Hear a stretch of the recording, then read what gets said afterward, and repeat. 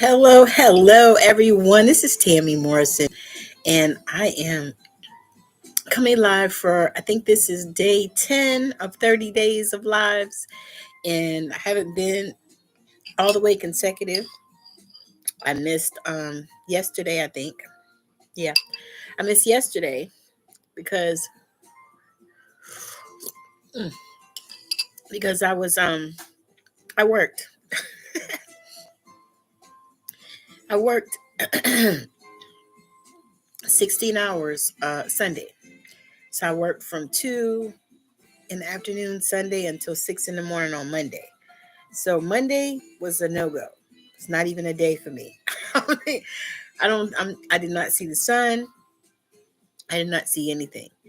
So yes, I was not even in the world. So today I'm here. Thank you for joining, whoever is joining. And I wanted to just talk about, you know, when you start asking for guidance, especially when you are doing the work, because there is so much work to be done, right?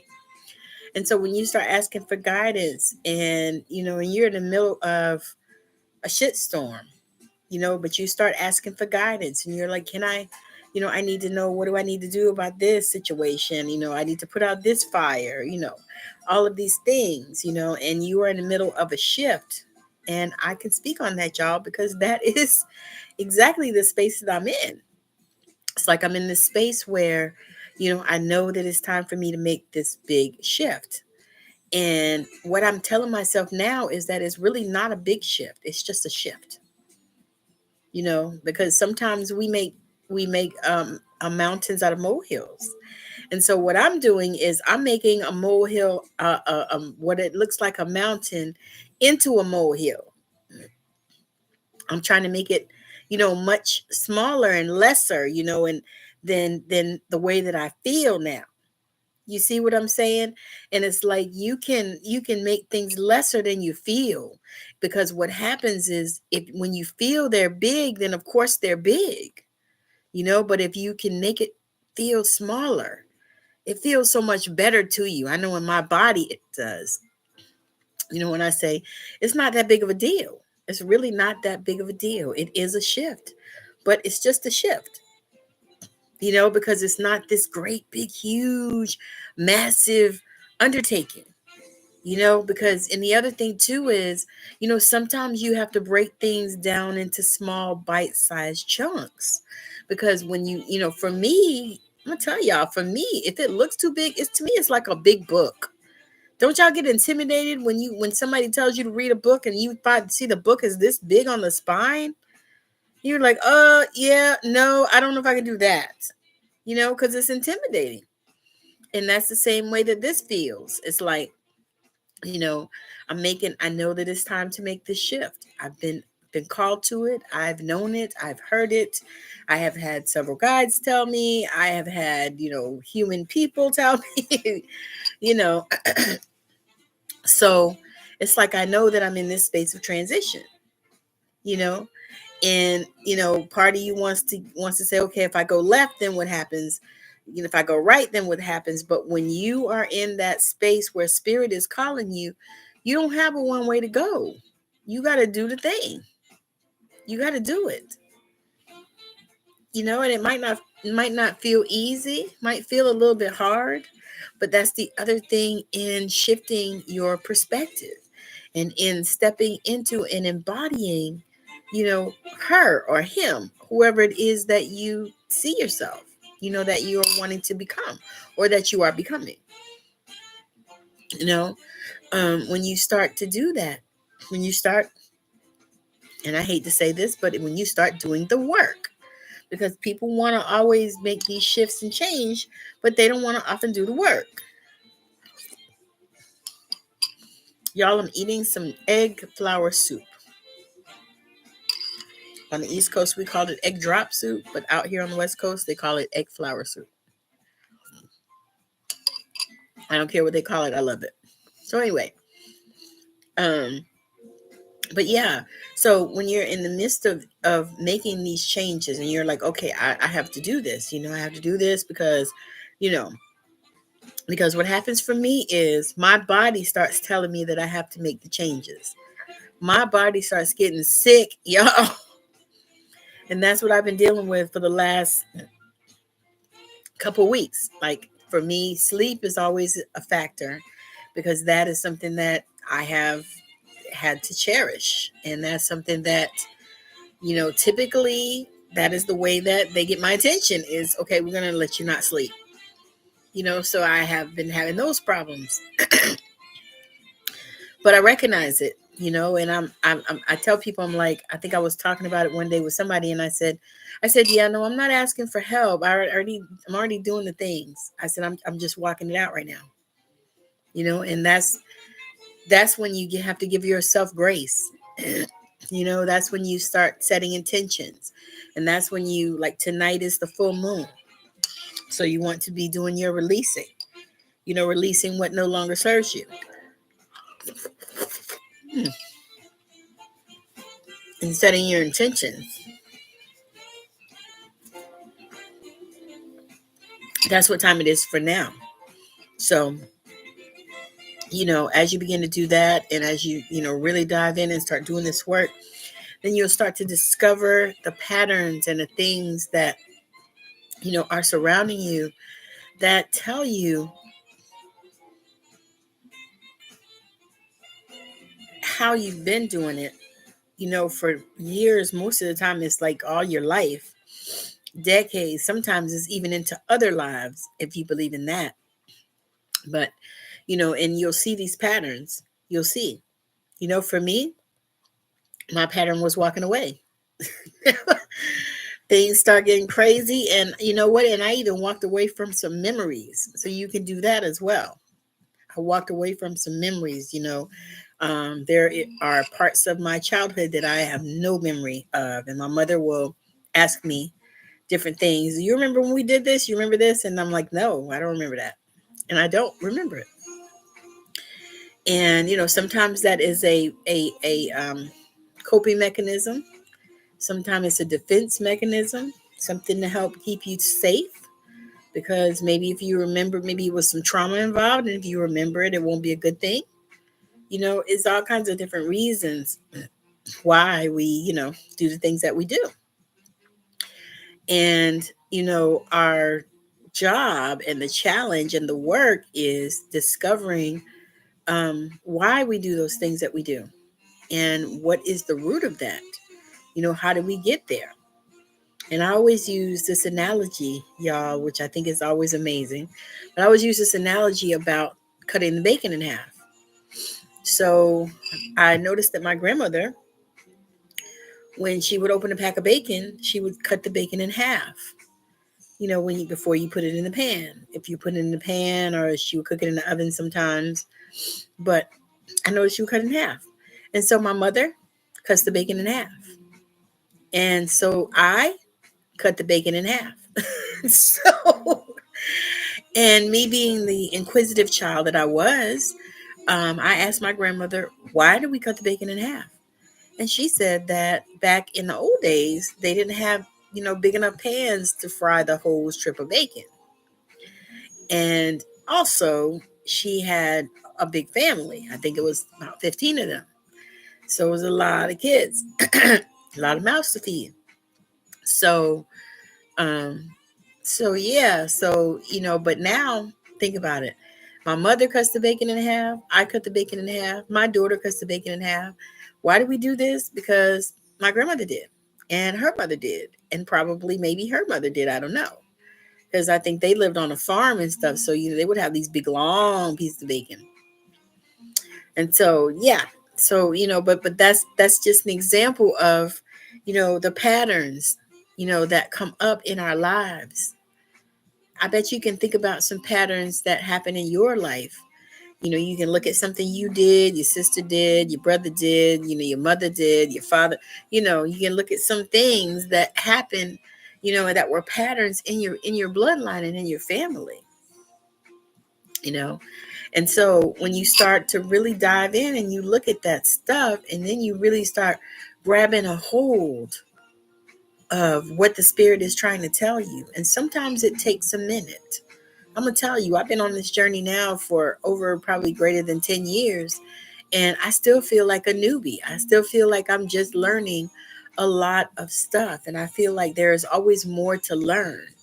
Now that just may be just me because I just like learning things, and I've always been that way, even from a child. Um, but I feel like there's more to learn. There's like rabbit holes everywhere of learning that you can go down, and for me, I want to know it all. So I'm one of those people. I would like to know everything. I want to know it all, you know, especially if it's a way that I can help people, you know, because the career that I chose to do when I was younger is essentially a helping career.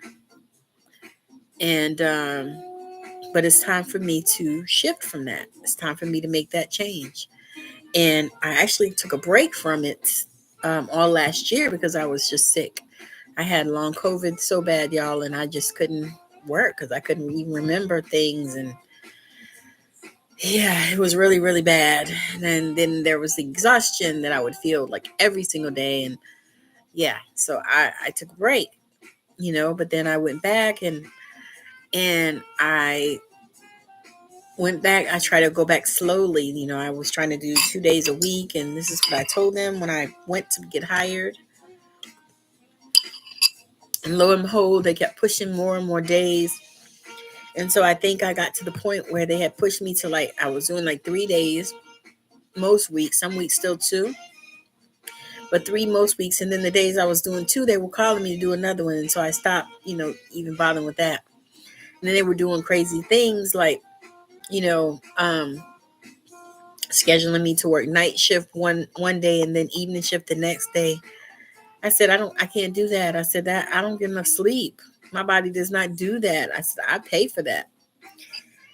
So it was just all kinds of things, and they just kept all kinds of things. And I started to feel the stress. And so I said to my team, I said, what do I need to do?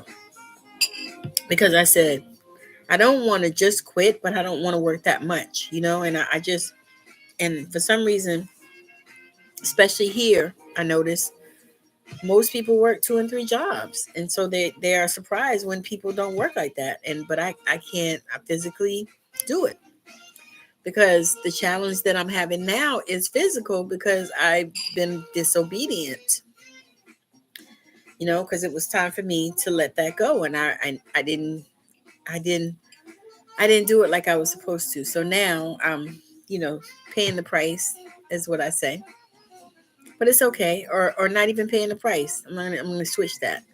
I'm going to say learning the lessons. And that's okay because you know what? We all have lessons to learn, but the thing is you have to give yourself grace enough, to learn the lessons and not to be, stressing over it and stuff like that. That's the way I look at it, because I try honestly hard not to stress about anything. And one thing I know is that when I start feeling distress and I start feeling all that pain and stuff is when I know that I need to make a change. And it doesn't matter to me what anybody says. I don't care, because they think they can threaten you when they say, "Oh well, we the boss said that," or "We're going to tell the boss." And I'm thinking to myself, I don't care who you tell. You can tell the president if you desire, if he cares. I said, but I'm gonna still do what I'm gonna do. I'm still be who I'm gonna be, and this is the thing. But when you're in that space, you want to find yourself a community or find yourself some people, your people. You want to have people that will be supportive, people that understand, people that are in the same type of energy that you have. So that you can have the love that you need and the support. I have, a few people that I can reach out to and say, hey, yeah, girl, I'm, this is how I'm feeling and da da da da da. I can't do that with everyone, but I have a few people that I can do that with. And I can say, girl, this is, and I have one that I have to say, well, no, no, no, no, no, not that. I just need to vent, don't, that she'll be ready to fight somebody, but I have people, just a few people that, I can trust, that I can talk to about some of these things that I'm shifting and dealing with. Like I had actually just had this discussion with a couple of young ladies just now. We were on a Zoom, and and everybody, I was talking about it, and I was saying, but I'm navigating it. I'm walking it out.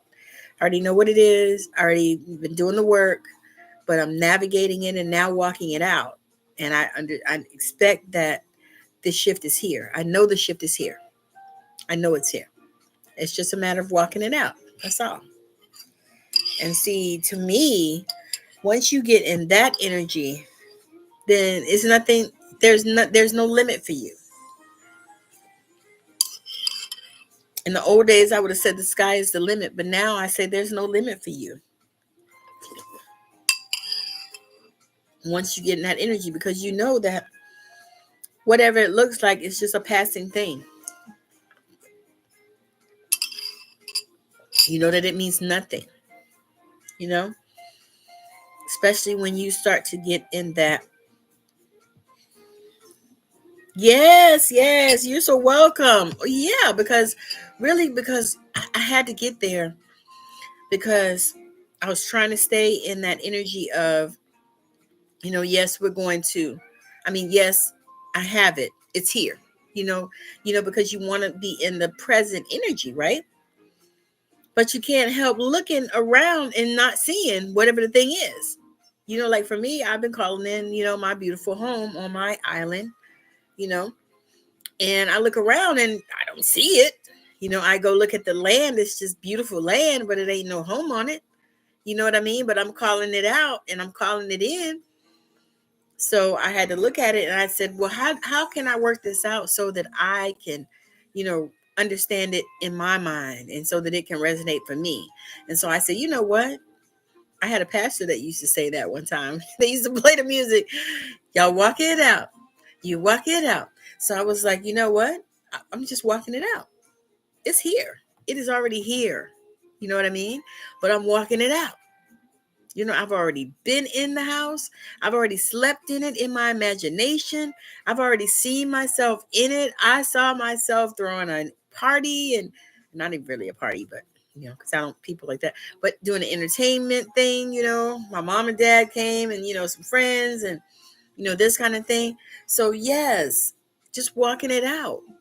Walking it out to the end of it, because we already know what it looks like. We already bought the ticket. We already seen the movie. Yo, we already seen the movie. And when you look at it in that way, oh my God. It's like you can carry on, because I used to have problems where, I would be speaking things and I would be saying things and then nothing would be happening. And then I would get depressed and then I would sabotage the whole process. But then I realized, no, that's not what we're doing here. No, we are going to continue to speak it regardless of what it looks like, because we know that in the end, whatever it is that I say it is what it is. But I had to get to that place. It took a long time. It was not a minute for me. Now, it might have taken you not long to get there, but for me, it was a process.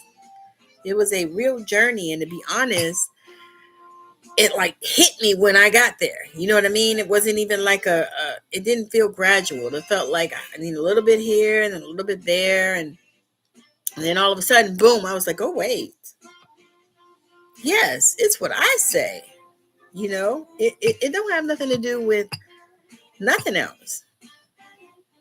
And when I got in that space, it's like, well, it is what I say it is. I can have what I desire. I'm gonna sign up for that. I'll put 500 on box one, Bob.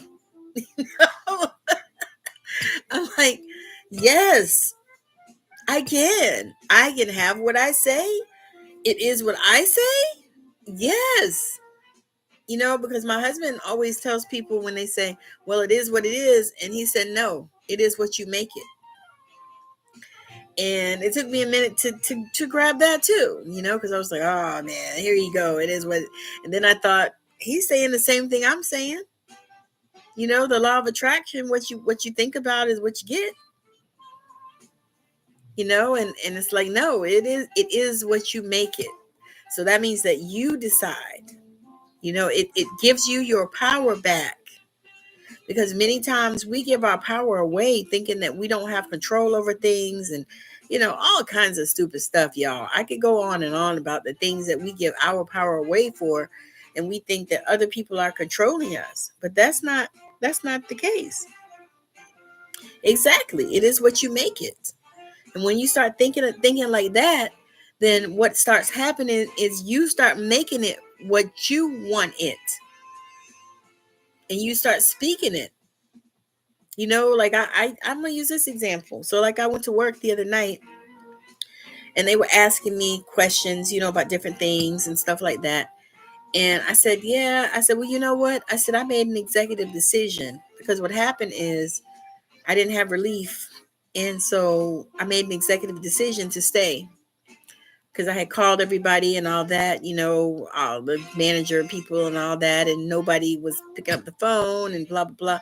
So I said, you know what? I'll just stay. I said, but I won't work tomorrow. And so I made that executive decision, and I did that. But the other part is, intuitively, I had already gotten an intuitive hit that I was going to have to stay anyway. And I'm not going to lie. Those kind of things piss me off. I do not enjoy it. I get really upset about it. But I didn't get upset. I didn't stress about it. Why? Because about 7 o'clock, I felt that already in my spirit. It came to my mind. I was like, oh my gosh. So when the guy didn't show up, I knew. And I honestly don't think it was his fault. I think it was the people that did the schedule's fault, because it was all crazy. The schedule had been crazy all month, because I didn't even know I was like, I called in to see if I was on the schedule to work that day. Yeah, it was like that. So I had already got the hit. So I kind of already knew. So I didn't even worry about it. So when the time came, I said, okay, no, we don't get this done.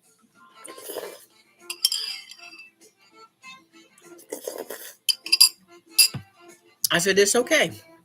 You know, it is okay. But now the time has come for me to release that. It's time for me to let it go. Let somebody else do it, as they say in the TikTok land. Let somebody else do it. But it's time for me to let somebody else do it. And I think for a while, excuse me. Hold on, y'all.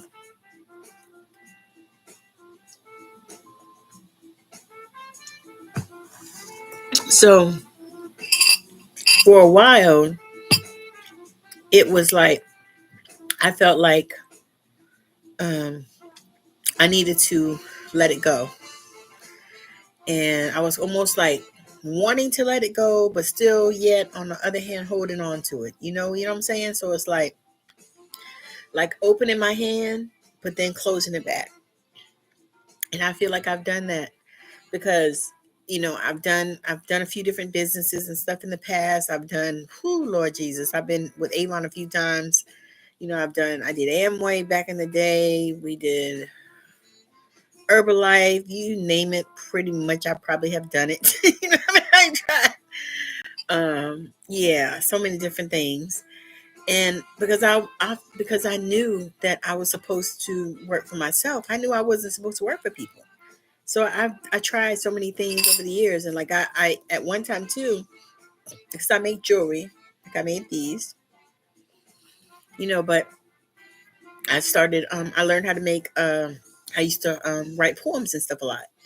And so I was writing this poem for my mother and my grandmother, and it was Mother's Day. And so all the mothers in my family, my mother, my grandmother, my mother-in-law, my husband's grandmother, all the grandmothers, I was writing this poem, and what I did was I put it on different pretty paper. Back in those days, this was in the probably the late 90s or something. And so in those days, I put it on pretty paper. You could buy paper from the Hallmark store.